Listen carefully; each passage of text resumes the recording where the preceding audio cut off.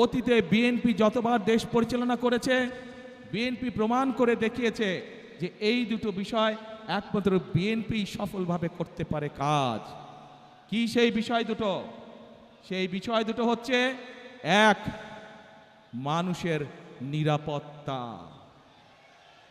যাতে করে মানুষ নিরাপদে চলাফেরা করতে পারে, ব্যবসা বাণিজ্য, চাকরি বাকরি সব করতে পারে। প্রিয় ভাই বোনেরা, বিগত সময় যখন বিএনপি ক্ষমতায় ছিল, দেশনেত্রী খালেদা জিয়া যখন দেশ পরিচালনা করেছেন, আপনারা দেখেছেন যেই হোক না কেন, এমনকি আমাদের দলের অনেক লোক যারা কোনো অনৈতিক কাজে নিজেকে জড়িত করেছে, আমরা তাদেরকেও ছাড় দেইনি।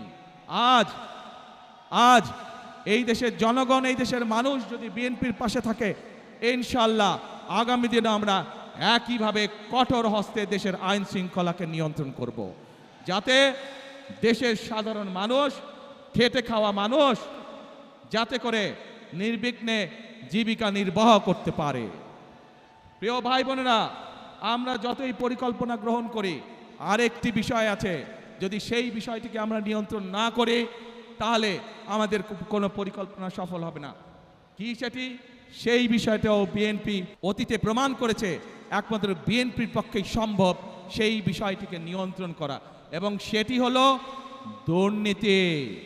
যে কোনো মূল্যে আগামী বিএনপি সরকার দুর্নীতির টুটি চেপে ধরবে। এই দুটি হচ্ছে আমাদের কমিটমেন্ট এই দেশের মানুষের কাছে।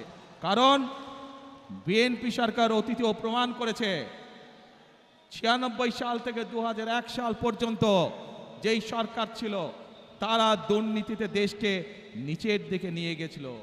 2001 সালে যখন দেশনেত্রী খালেদা জিয়া আপনাদের রায়ে দেশের দায়িত্ব পান, তখন ধীরে ধীরে ধীরে দেশনেত্রী খালেদা জিয়া দুর্নীতির করাল গ্রাস থেকে দেশকে বের করে নিয়ে এসেছেন। কাজে প্রমাণ হয়েছে, দেশের আইন শৃঙ্খলাই হোক, আইন সবার জন্য সমান।